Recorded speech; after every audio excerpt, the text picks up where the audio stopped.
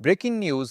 নবম পে কমিশনের রিপোর্ট এবং নবম পে স্কেল বাস্তবায়নের আলোচনায় আজ একেবারে নতুনভাবে সামনে এসেছে সরকারি কর্মচারীদের বাস্তব জীবন, যা শুধু বেতন বাড়ানো না, বরং জীবন টিকিয়ে রাখা, পরিবারকে সম্মান নিয়ে বাঁচানো, চিকিৎসার সুযোগ পাওয়া এবং অবসরের পর ভবিষ্যৎ গড়ার প্রশ্ন। আজকের লাইভ আলোচনায় একজন কর্মচারী যেভাবে নিজের কষ্ট তুলে ধরেছেন, সেটি শোনার পর এটা পরিষ্কার হয়ে যায় যে বহু বছর একই গ্রেডে আটকে থাকা মানে কেবল পদোন্নতি না পাওয়া নয়, বরং একটি মানুষ ধীরে ধীরে আর্থিকভাবে ক্ষতিগ্রস্ত হয়, মানসিকভাবে ভেঙে পড়ে এবং ভবিষ্যৎ নিয়ে আতঙ্কে থাকে। তিনি বলেন, একজন চাকরিজীবী যদি কাঙ্ক্ষিত গ্রেডে যেতে না পারে এবং একই গ্রেডে আটকে যায়, তাহলে সে প্রতিদিন ক্ষতি গুনতে থাকে, কারণ মাসিক বেতনে যে পার্থক্য তৈরি হয় সেটি প্রথমে ছোট মনে হলেও বছর শেষে বড় হয়, কয়েক বছরের মধ্যে আরও বড় হয়, আর চাকরির শেষ দিকে গিয়ে সেটি এমন এক ক্ষতি হয়ে দাঁড়ায় যা ফেরত পাওয়া যায় না। তিনি বলেন, এই ক্ষতি শুধু বেতনে না, ভাতা, বোনাস, ইনক্রিমেন্টের হিসাবেও কম পড়ে। ফলে একজন কর্মচারীর জীবনে প্রতিটি সুবিধাই ধীরে ধীরে কমে যেতে থাকে, এবং সবচেয়ে বড় কথা হলো, শেষ বেতনই অনেক সময় অবসরের হিসাবের ভিত্তি হয়।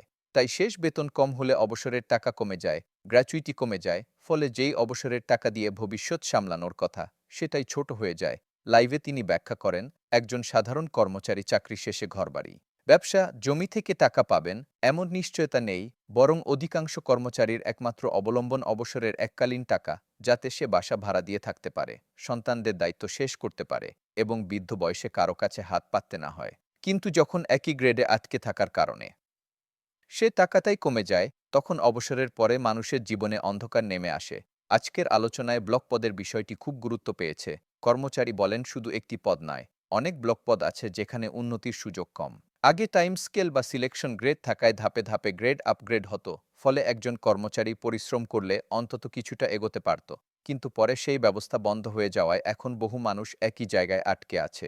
এই অবস্থা একজন কর্মচারীর জন্য সবচেয়ে কষ্টদায়ক, কারণ তিনি নিয়ম মেনে কাজ করেন, দায়িত্ব পালন করেন, কিন্তু তার ভবিষ্যৎ উন্নতি প্রায় বন্ধ হয়ে থাকে।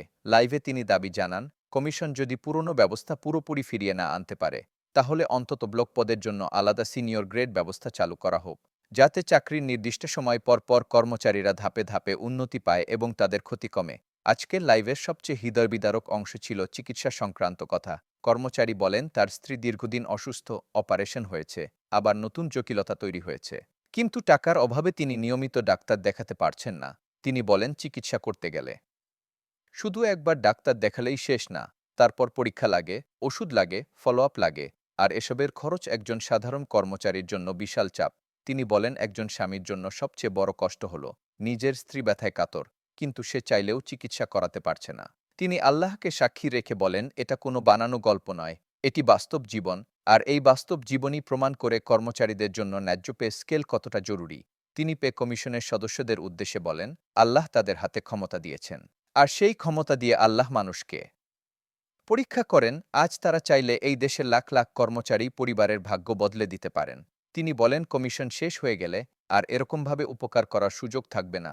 তাই এখনই সিদ্ধান্ত নিতে হবে, এখনই বৈষম্য কমাতে হবে, এখনই আটকে থাকা মানুষদের জন্য ব্যবস্থা রাখতে হবে। তিনি আরও বলেন, কেউ কেউ বলে আগের সিদ্ধান্ত বা পুরনো সুবিধা ফিরিয়ে আনা যাবে না। এটা ঠিক না, কারণ দুনিয়াতে নিয়ম বদলায়, আইন বদলায়, সিদ্ধান্ত বদলায়। কাজেই যেটা বন্ধ করা হয়েছে সেটাকে আবার চালু করাও সম্ভব। এটা কোনো আসমানি নির্দেশ নয়, বরং প্রশাসনিক সিদ্ধান্ত, আর প্রশাসনিক সিদ্ধান্ত সংশোধনযোগ্য।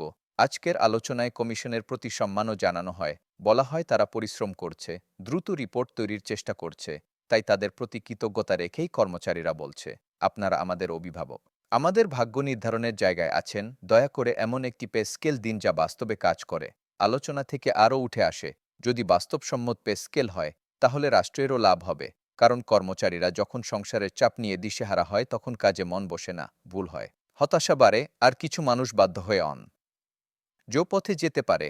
কিন্তু যদি ন্যায্য বেতন কাঠামো হয়, তাহলে চাকরিজীবীরা সৎভাবে বাঁচতে পারবে, সমাজে আস্থা বাড়বে, আর অনিয়মও কমবে।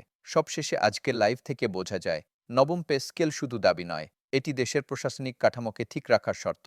তাই কর্মচারীরা আশা করছে, রিপোর্ট জমা দেওয়ার পরে সরকার দ্রুত গ্যাজেট প্রকাশ করবে এবং ব্লক পদসহ আটকে থাকা কর্মচারীদের জন্য বাস্তব উন্নতির ব্যবস্থা থাকবে।